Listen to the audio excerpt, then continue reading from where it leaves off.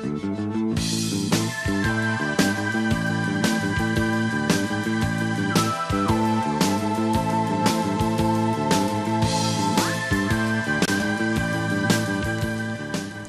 вечер, почитувани гледачи. Добре дојдовте во уште едно ново издание на емисијата Ваш термин. Знаете дека јас сум секогаш тука со вас како ваш домаќин Виолета Петровска-Периќ и оној денешен доктор кој што е одговорен за денешната тема, со која што се надевам ќе ви приближиме нешто повеќе околу проблемите. Значи, ајде, еве одма ќе ја најавам, значи ќе говориме за зголемена простата или пак бенигна хиперплазија на простатата. Значи, темава некако ќе биде посветена на машкиот пол. И со доктор Маја Милованчева Поповска, која што е специјалист интернист нефролог, ќе разговараме на оваа тема, ќе одговориме на многу прашања кога станува збор за оваа тема, значи што е тоа простата, првен ќе објасниме, па зошто се случува зголемувањето, кои се тие симптоми кои што треба да посочат дека нешто се случува со простатата, кои се компликациите, третманот и така натаму, значи дијагностиката, се убаво ќе објасниме.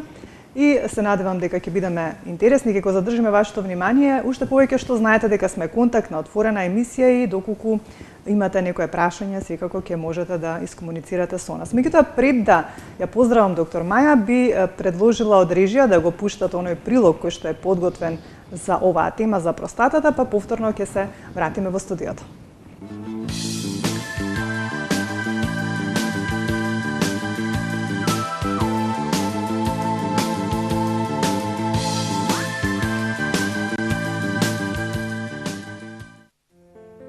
Простатата е дел од репродуктивниот систем на мажот. Ако во младоста и во зрелото доба, таа е дел од сексуалноста на мажот. Во поодминатите години на животот, таа станува неодменлив здравствен проблем безмалку на секој маж.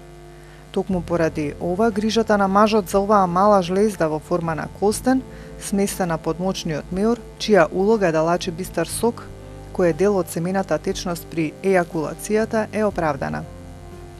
Зголемена простата е состојба што е поврзана со старењето на мажот. Причините за оваа состојба, која уште се нарекува и бенигна хиперплазија, не се докрај разјаснети и покрај познатиот ефект на машкиот полов хормон, тестостеронот на простатата. Но со сигурност се знае дека не представува канцер и не доведува до канцер. Повеќе од пола од мажите над 60 годишна возраст се соочуваат со овој проблем. Вообичаен симптом на зголемена простата е проблем со уринирањето. Мажите кои го имаат овој проблем имаат зачестено мокрење неколку пати во текот на ноќта. Ова е последица на тоа што зголемената простата притиска на мочниот канал кој поминува низ неа. Како резултат на ова, мочниот меур ги засилува контракциите за да ја исфрли урината, дури и во моменти кога во него има малку урина. Други проблеми кои се јавуваат како последица на зголемена простата се: кога уринирате може да ви треба повеќе време додека да почнете со празнењето. Односно, првиот млаз урина доаѓа со задоцнување. Млазот може да биде послаб од вообичаено. На крајот, иако знаете дека сте завршиле со празнење, можно е да имате чувство дека ви останала одредена количина урина во мочниот меур. Со текот на времето, зголемената простата може да доведе до неможност за мокрење.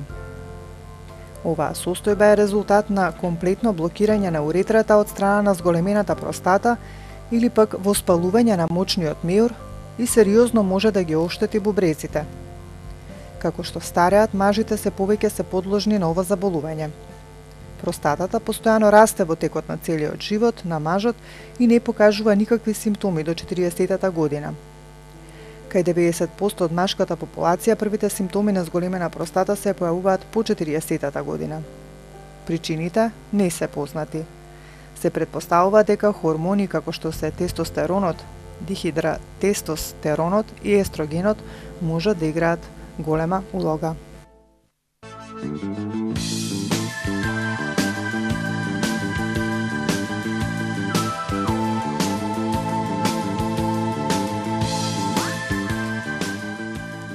Еве со овој прилог кој што можевте да го видите и слушнете, ја започнуваме денешната емисија. Значи продолжуваме со разговорот кој што е предвиден во студио, колку што можевте да забележите на почетокот. Најавив дека веќе со мене во студиото е доктор Маја Милованчева Поповска, која што е специјалист интернист нефролог.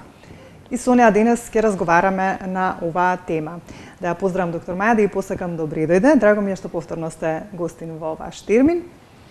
Добро вечер, Виолета, добро вечер за сите гледачи на телевизија Сонце. Се надевам дека ќе поминеме уште една интересна емисија, уште една интересна тема во врска со здравието и како што најави Виолета, ова тема е поврзана со машкото здравје. Така, значи ќе говориме денес повеќе за мажите, жените малку ќе ги оставиме за следната емисија.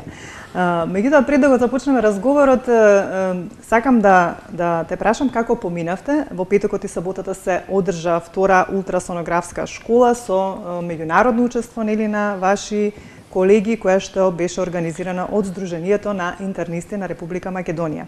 Темата на школата беше нефроуролошки крстосници. Како помина ова школа и да ни ги кажеш импресиите и забелешките, заклучоците од ова? Беше навистина едно многу интересно дружење со лекари од Македонија, меѓутоа лекари и од Србија и од Словенија, еминентни колеги кои се занимаваат со оваа проблематика и така дојдовме на идејата да зборуваме за простатата, бидејќи беше обработена како дел од програмата беше ултрасонографските промени што настануваат на бубрезите, на простатата, на мочниот меур, така да одамна не сме зборувале за простатата и мислам дека ќе биде нешто интересно да повториме и да слушнеме што има ново во врска со проблематиката околу простатата и нејзиното зголемување.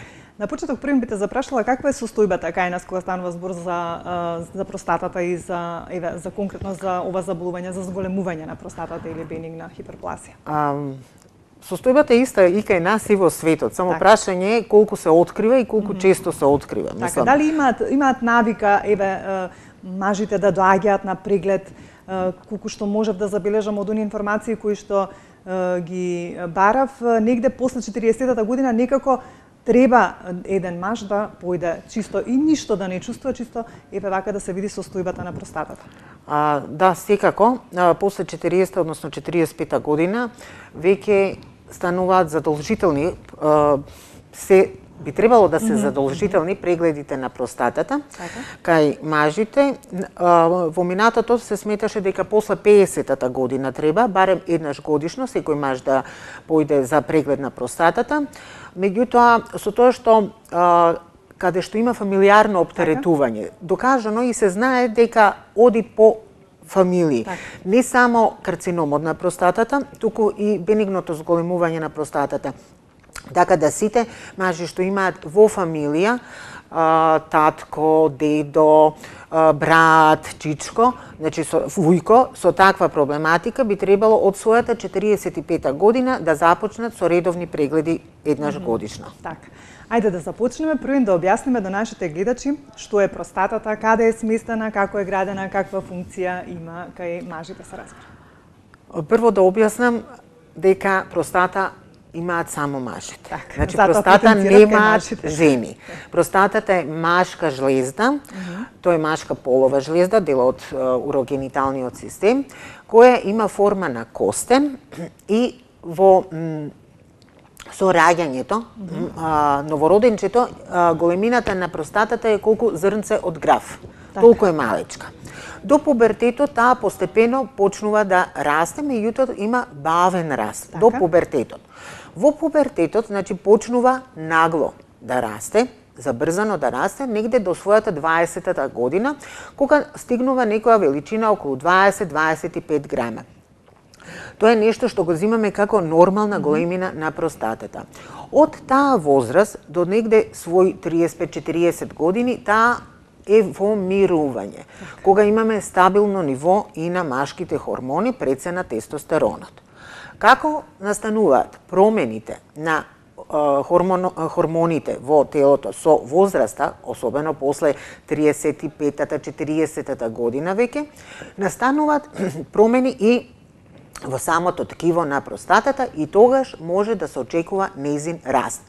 Бидејќи простатата е градена од грубо кажано, значи две врсти на ткива има. Имаме жлездасто ткиво, тоа се жлездички, внатре многу ситни жлездички кои создаваат течност, значи тоа е семената течност, спермата, која се излачува после преку каналчињата и ја создава спермата, која има функција да им овозможи на сперматозоидите да преживеат во таа средина и да може да настане оплодување, значи во вагината, тамо во женските полови органи, да може да преживеат на таа средина, во таа различна пеха.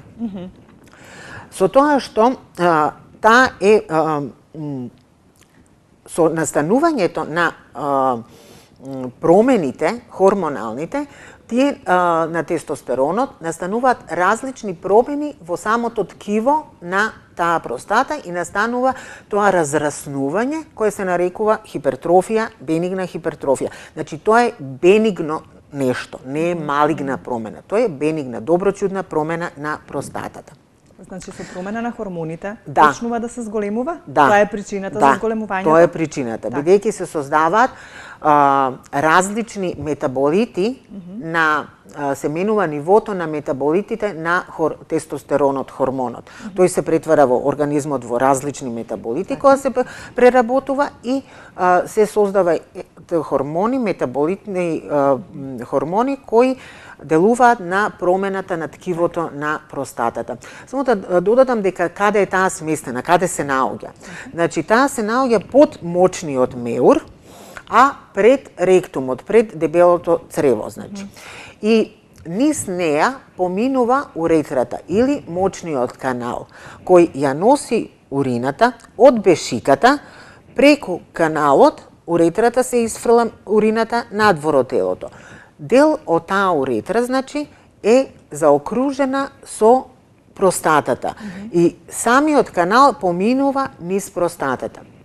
Затоа ќе кажеме после од каде се должат тие симптоми. Да. Доктор Маја, еве велиме мажите треба после 40-та година, иако за сите заболувања некако границите се поместуваат, па како што кажат, иако во случај нели во нивната фамилија или семејство потесно, нели татко, дедо и така натаму имале проблем со простата, не би било лошо нели порано да се прегледаат со оглед на тоа дека нели генетиката е таа која што е на прво место во однос на ризик факторите. Па кои се тие други ризик фактори или фактори кои што, на пример, еве некај секој маж кај некој предизвикува проблеми, зошто што е тоа што доведува до зголемувањето, бидејќи нели не секој има проблем со простатата? Кои се тие други ризик фактори освен генетскиот фактор? Основна причина зошто доаѓа се сепак хормони. Хормоните, така, потенцираме. И но важно е дека има многу мажи кои имаат голема простата, така, а немаат тегоби. Така. Но има и мажи кои имаат мала простата, а имаат многу големи тегоби. Бидејќи која е разликата? Зошто? Што се Зошто, да, точно, зошто тоа се случува. Затоа што, како што кажав, простатата е околу мочниот канал. И сега, како се настануваат тоа разраснување на ткивото во простатата, со тек на време може да дојде до стеснување на тој мочен канал. И урината, наместо кога се мокри од бешиката право линески да се излегува надвор од телото, сега да има препрека, односно да не може лесно да излезе од мочниот меур, туку стеснете каналот и сега се јавуваат тие симптоми на зголемена простата. Иако симптомите не се исклучително значи од зголемената простата, туку и од промените на самиот мочен канал на уретрата. Така. Кажавме, значи, зошто се зголемува. Кои се пак ете симптомите сега, да ги потенцираме? Претпоставам дека има некои симптоми кои што се поспецифични, кои што се јавуваат кај мажите, а треба да им посочи дека веќе нешто се случува со зголемената простата. Најчесто првите симптоми се јавуваат после 40-та година. Тоа може да биде во, например, да почне мажот да станува ноќе. Ако до тогаш не станувал ноќе да мокри, да почне еднаш до 2 пати да станува ноќе да мокри. Тоа се нарекува никтурија или ноктурија, значи нокно мокрење. Потоа се јавува потенок млаз. Млазот на урината станува потенок.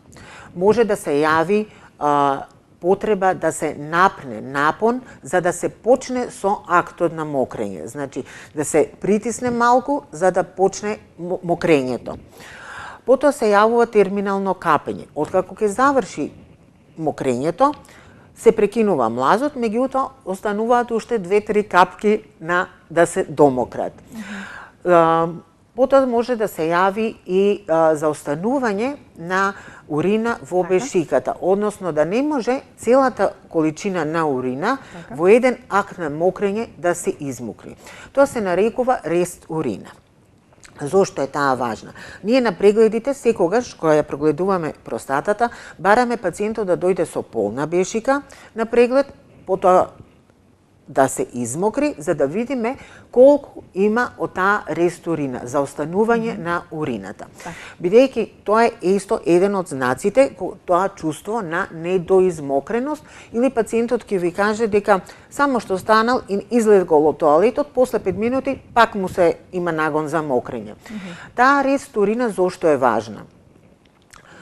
Затоа што за останувањето на урина постојано тука во бешиката може да предизвика појава на инфекција. Многу лесно бактериите почнуваат да се размножуваат и да се јават тие уринарни инфекции потоа. За кои што сме говореле многу пати.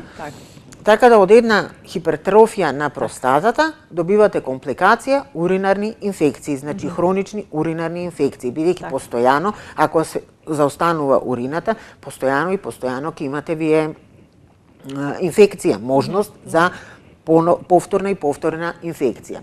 Потоа може да се јави и чувство на полност, тежина во супрапубичната регија, значи тука исто тоа чувство е поради тоа што нема доволно испразнета урина.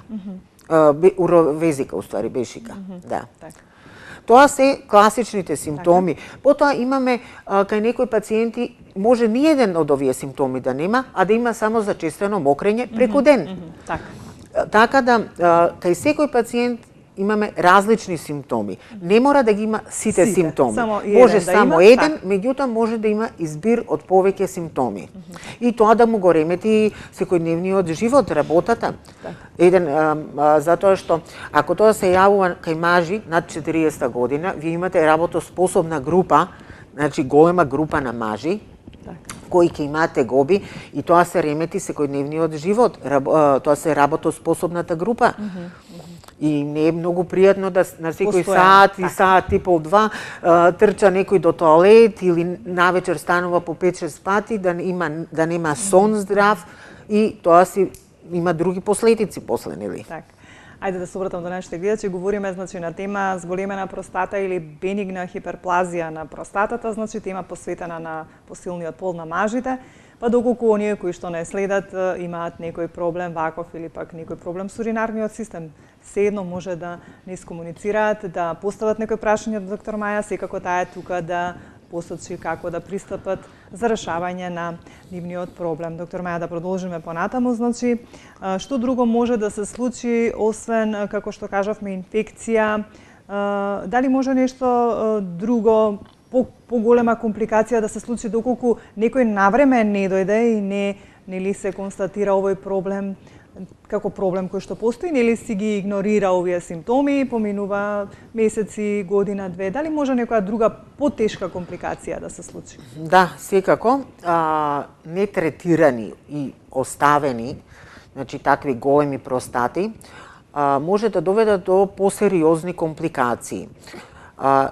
Почнувајќи од честите уринарни инфекции и една многу сериозна компликација која е животно загрозувачка е уросепсата, значи тоа е едната страна на медаљата.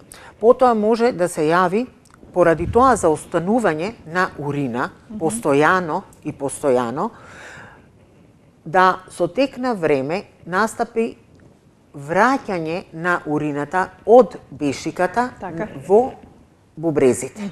Ми се чини дека имаме гледач, сепак да го вклучиме, да не чека. Добро вечер. Дали имаме гледач, режија? Повелете, кој е на линија? Ало. Повелете. Се јавувам во врска со темата. Да, ве слушаме. Доколку треба да биде големината на ПСА за да може да се прави операција или за да не може да се прави? Значи, која е таа граница која што треба да се помине за да веќе се реагира оперативно, сакате, претпоставам? Да. Добро. Тоа само? Дали само тоа е прашањето? Најверојатно се исклучи гледачката, доктор Маја. Јас колку што разбрав прашува за границата на ПСА. Прво да кажеме што е ПСА. Ајде да објасниме, да. ПСА е простатичен специфичен антиген. Тој е антиген, протеин, белковина, значи, кој се зема како туморски маркер за простатата и се лачи само исклучиво во простатата, во простатичното ткиво, значи. Вредноста на ПСА варира од возраста, меѓутоа и од многу други фактори. Јас ќе се обидам индиректно да ја одговорам на гледачката, затоа што не кажа конкретно за возраст, не кажа за што станува збор конкретно и за хируршка интервенција. Затоа што ПСА е туморски маркер кој е не покачен само кај карцином на простата, туку и во многу други случаи може ПСА да биде покачен. Тој се покачува и со возраста, расте вредноста на ПСА, расте и при бенигната хиперплазија на простатата, расте при простатитис, исто воспаление на простатата, потоа може да биде покачен и ако претходно во 2 дена пред да се земе крв, примерок од крв за да се испита ПСА, е правено катетеризација, значи пациентот носи катетер, или правено е цистоскопија, или пак имало сексуална активност. Значи, не може само со вака оскудни информации да се каже дали треба да се оперира или не да се оперира и само врз основа на ПСА. Тоа во никој случај не може никој да ви даде мора да се знаат повеќе елементи за точно да се реши. Така. Да. Добро, еве се надевам дека гледачката ќе го упати нели оној кој што го има овој проблем, не знам точно за кого станува збор, нели не кажам, меѓутоа добро би било нели да со сите оние испитувања што ги има да појде, еве ако сака да пусти доктор Маја, ќе ви дадеме контакт број, значи таа работи во Промедика, во поликлиниката Промедика, па ќе можете тамо да појдете и да се исконсултирате нели очи во очи со она што е проблем нели поврзан со простатата. Говоревме за оние други компликации ако навремено не се реагира, да ги објасниме. Значи што може да се случи кога заостанува таа урина? Дел од урината при преполните бешики почнува да се враќа назад во бубрезите, што е исто станува проблем и за инфекциите. Значи може да предизвика и проблем со бубрези, така? Проблем со бубрезите, да. Се случува да при такви долготрајни, зборувам за долгогодишни промени, така, доведуваат до обструктивна уропатија, односно нефропатија. Настануваат промени во самото бубрежно ткиво, кои промени водат потоа да тоа бубрежно ткиво се намалува во функцијата и можеме да го изгубиме бубрегот. Тоа најчесто се случува еднострано. Меѓутоа, во некој случај може да настане нагол стоп на мокрењето поради таа голема простата. Тогаш се настанува ретентна уровезика, кога пациентот може да има бешика која е полна со литар, 2 и повеќе урина и да не мокри ни капка. Значи се случува да ден-два си седи пациентот дома, а расте и расте мевот.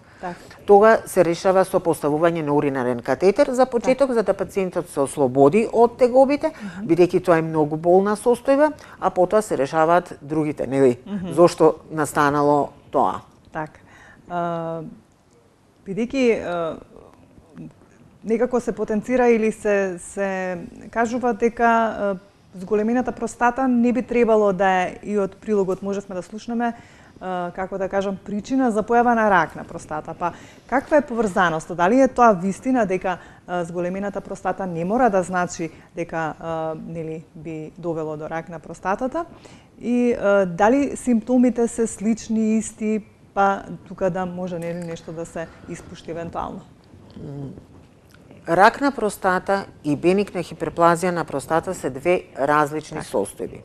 Пациентот има право да има рак на простата, а да нема зголемена простата. Исто така, може да има зголемена простата, а да нема рак на простата. Меѓутоа, многу лесно може да постојат и двете нешта заедно. Кај еден ист пациент да имаме и зголемена простата и рак на простатата. Меѓутоа, тоа се две различни состојби и се уште не е докажана поврзаноста, како што кажа Виолета, дека пациенти што имаат бенигна хиперплазија на простата, аденом на простата, зголемена простата, ќе развијат утре и карцином. Но, затоа тие пациенти секогаш треба постојано да се следат, затоа кажавме еднаш годишно регуларното следење на пациентите со мажите над 45-та, односно 50-та година од животот. И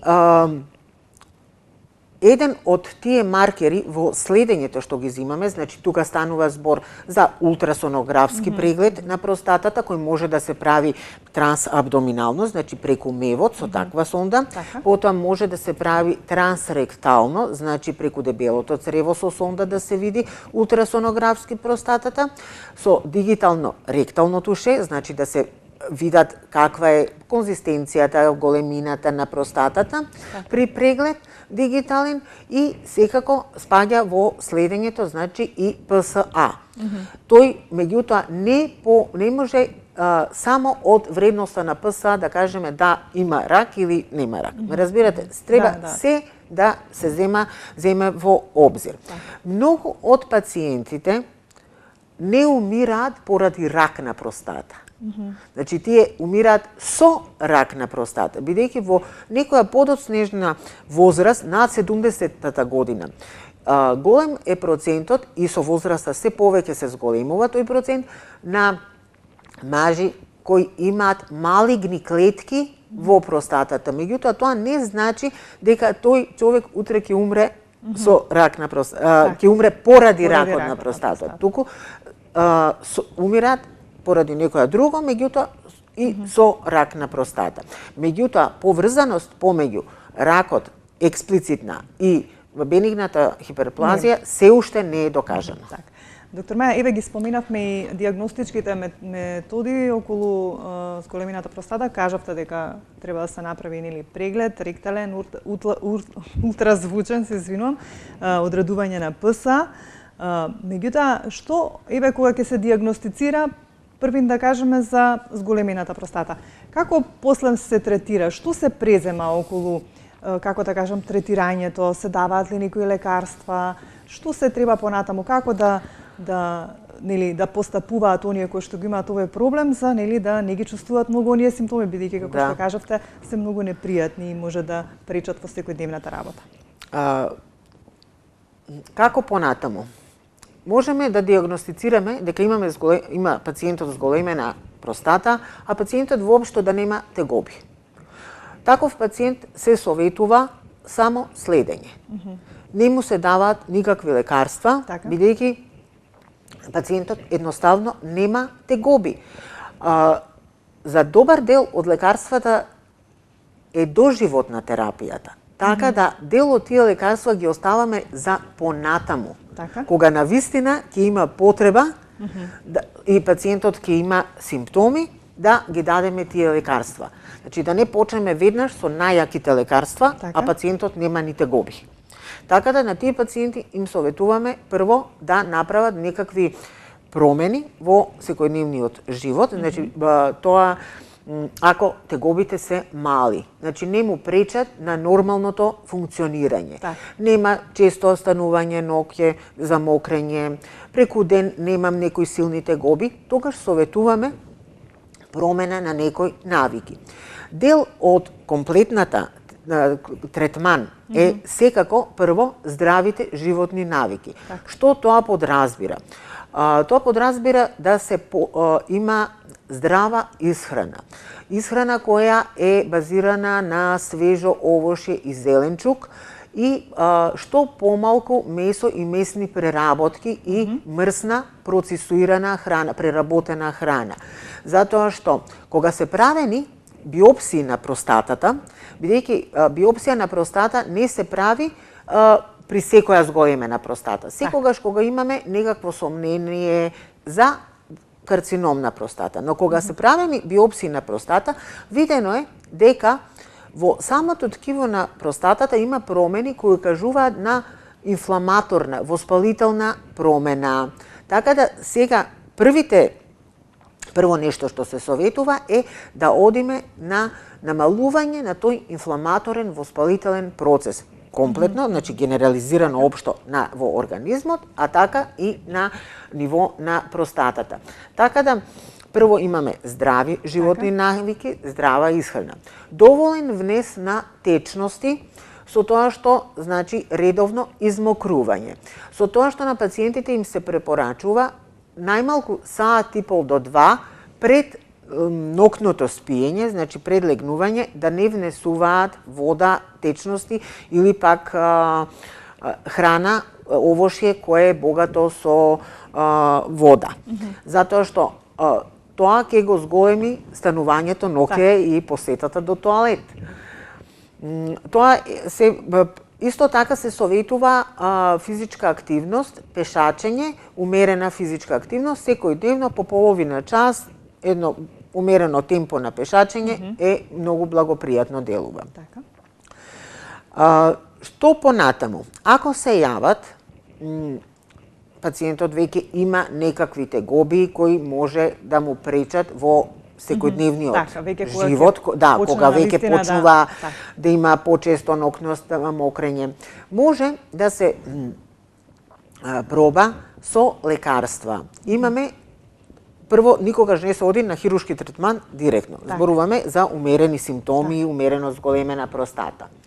Се почнува со лекарства и постојат две групи од лекарствата.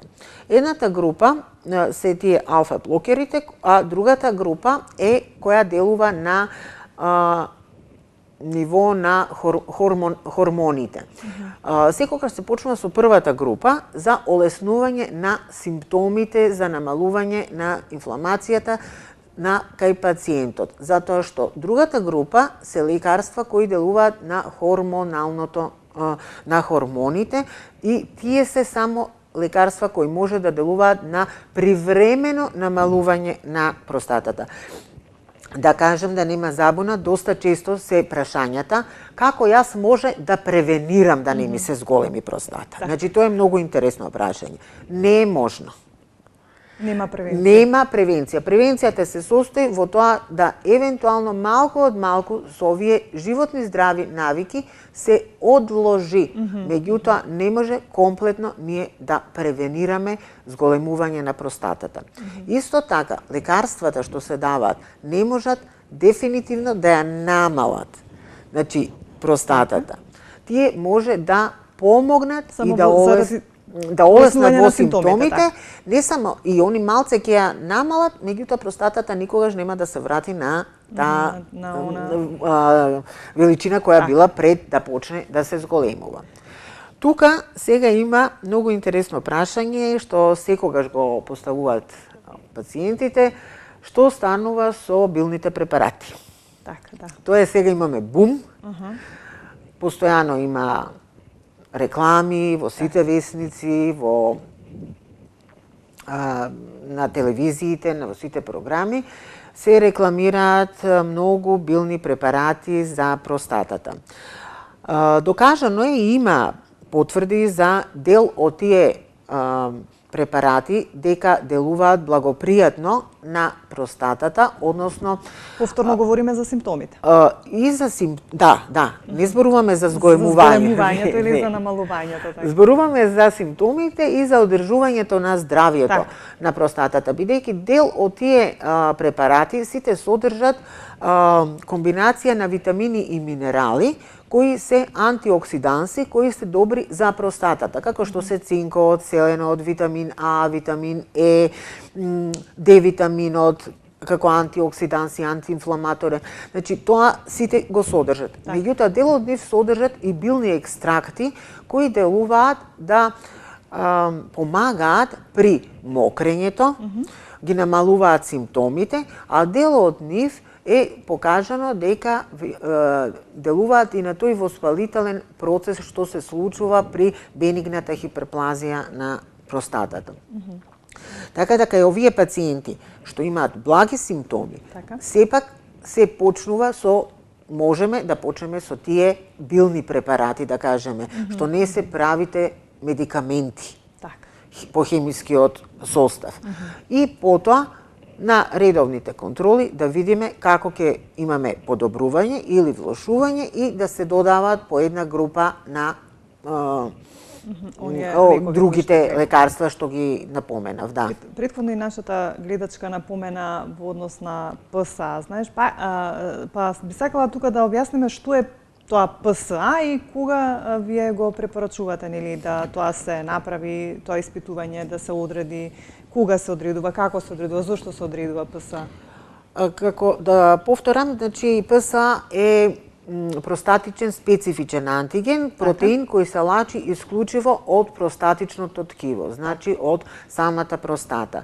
Тој се извинам што ќе прекинам, дали во случај на зголемена простата се прави ова испитување секогаш? Да. Тоа испитување е земено како еден маркер за здравието на простатата, да кажеме. Затоа што е маркер и потоа за карцином на простата. Со него. Меѓутоа не може... Со едно испитување се утврдуваат можеме, да. При секој испитување, како што кажав, регуларното испитување еднаш годишно, ако станува збор за здрава простата, здрав маж, се зема и ПСА. Затоа што многу е важно да видиме како тој ПСА ќе расте, односно дали има динамика или ако е зголемен, како ќе се намалува, бидејќи при простатитис, значи воспаление на простатата, тој може да е висок и тоа не е маркер да кога го третираме простатитисот, тој ќе почне да се намалува. Ајде да слушаме, мисля че не дека имаме гледач. Добро вечер, за кого? Дали се слушаме? Ало. Добро вечер, повелете. Сакам да прашам докторката, пред 10 години сум опериран, а дали ќе може сега пак да се оперирам? Вела дека требало да се оперирам така. Слушате? Да, ве слушаме. Која е причината сега што повторно велат дека треба да се оперирате? Па, ставриди, така ми викат. Сум слушал дека требало да се оперирам пак. Ја еднаш се оперирав, сега не знам. Сака да се оперира пак. Доктор Маја, имате нешто да го прашате? Бидете на линија.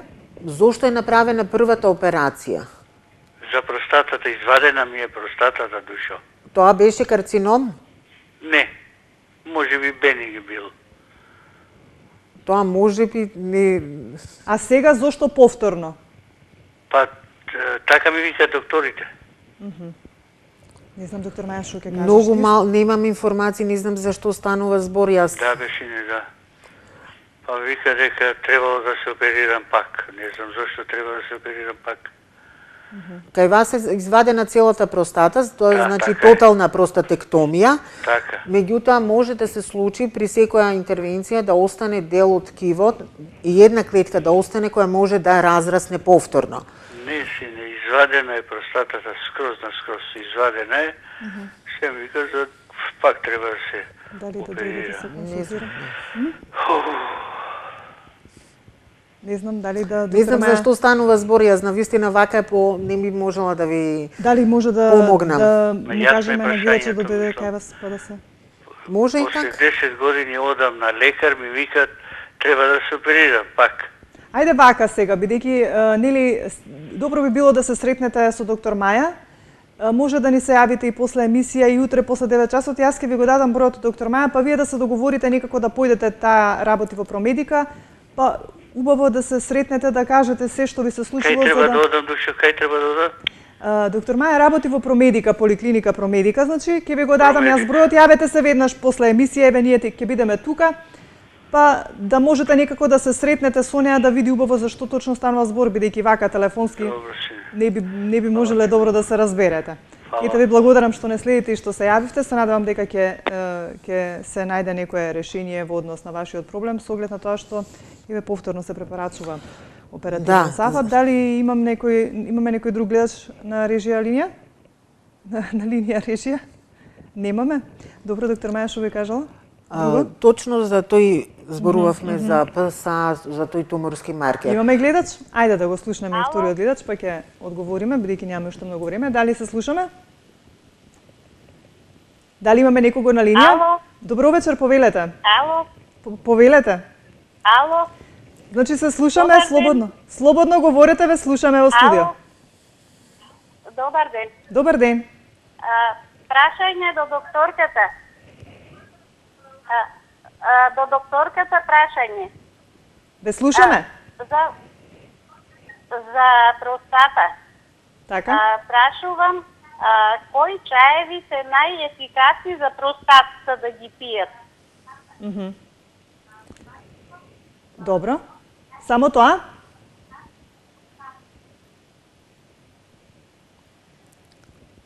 Добро.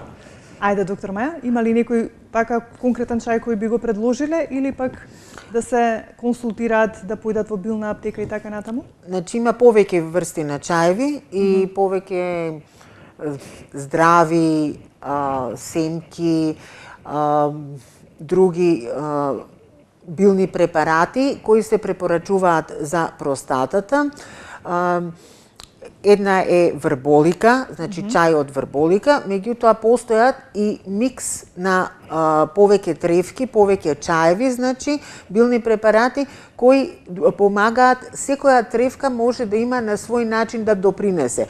Некои затоа што имаат и уроантисептично дејство, може да имаат и за проширување на каналите, имаат дејство и на намалување на воспалителната компонента. Така да можеби сепак најдобро е чаевите кои се мешавина од повеќе билки да се земаат. Но секогаш да се внимава на тоа колку време се земаат.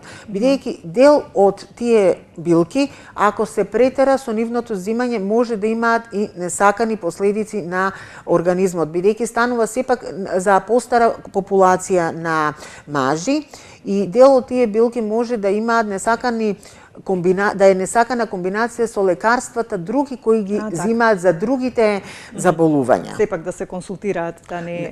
Не, на секој чај пишува колку време долго треба да се зема. Да, затоа што многу често увиниот чај го земаат подолго отколку што треба, а тој се знае колку време смее да се зема, без пауза. Така, да слушнеме кој е следа на линија. Добро вечер. Добро вечер, ве молам, имам прашање до докторката. Секако, повелете.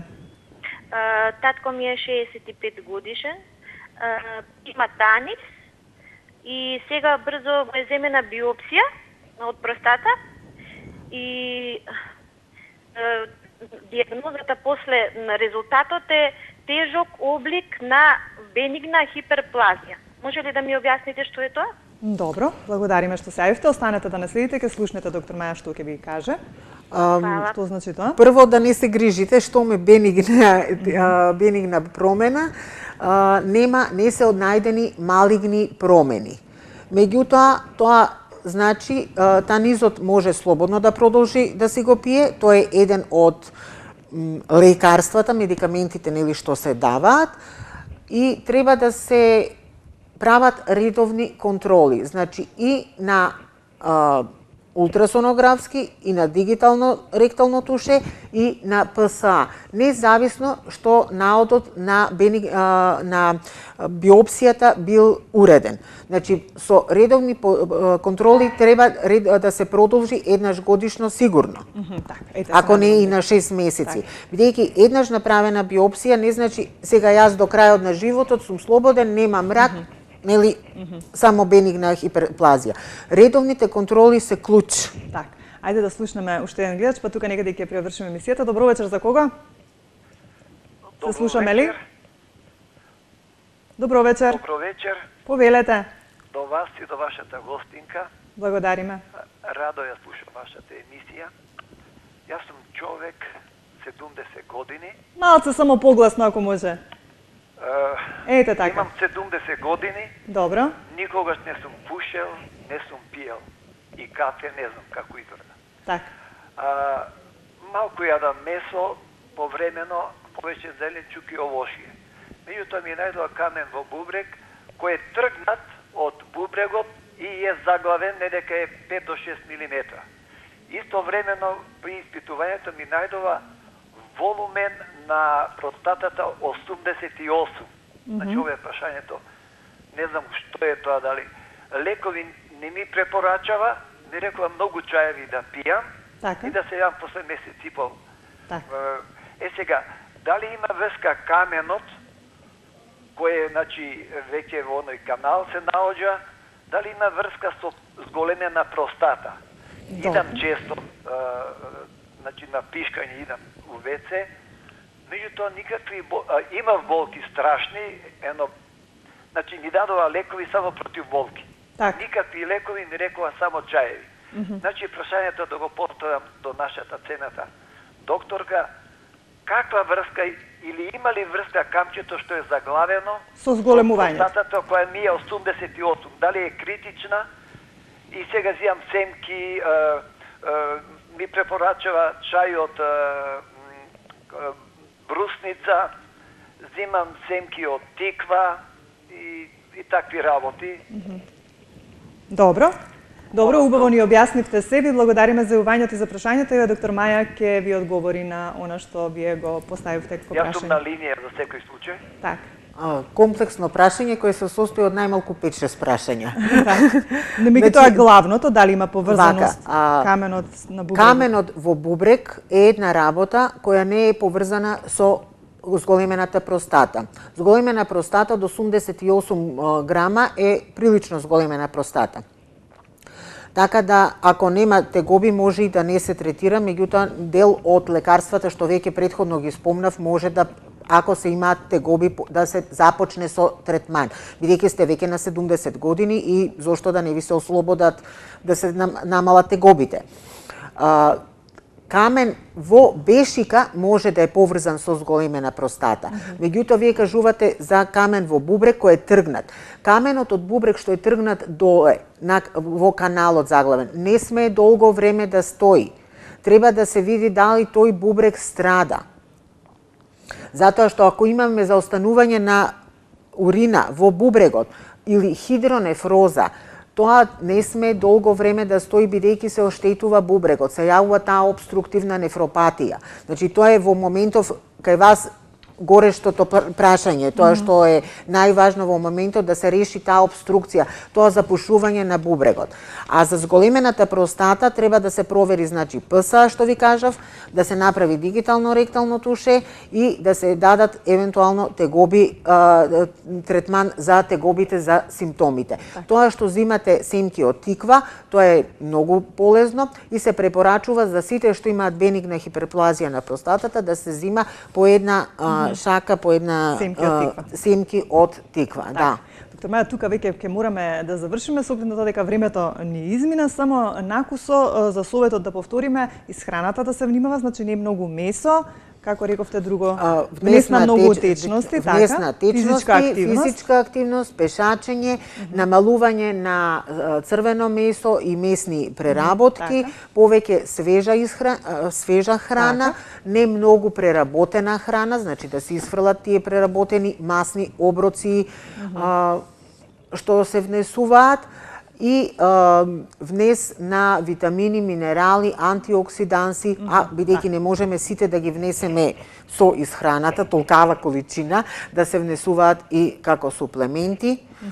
Тоа се препораките. Меѓутоа, како што кажав, и да не се занемаруваат оние симптоми кои што ги редовна посочивме, контрола така, и редовна контрола, бидејќи и карциномот на простатата и бенигната хиперплазија на простатата може, но не мора да имаат симптоми. Така. Доктор Мати, благодарам за денес. Да. Се гледаме во некое следно издание. Како што посочивме на почетокот, уште од сега се договоривме да говориме за она кое што ви беше како тема организирана од Сдруженијето на интернисти на Република Македонија, нефроуролошки крстосници. Така, па ќе видиме зашто тогаш ќе стане збор. Ти благодарам уште еднаш, а јас, почитувани мои, тука ќе ве поздравам за денес и посакувам убаво и пријатно попладне, да бидете, се разбира, здрави, а ние повторно се гледаме за 7 дена во исто време, уште од сега ви најаваме на интересна тема, ќе говориме за биофизичката медицина, како таа се применува и во однос на превенцијата од одредени заболувања, а и се разбира за лекување на одредени заболувања.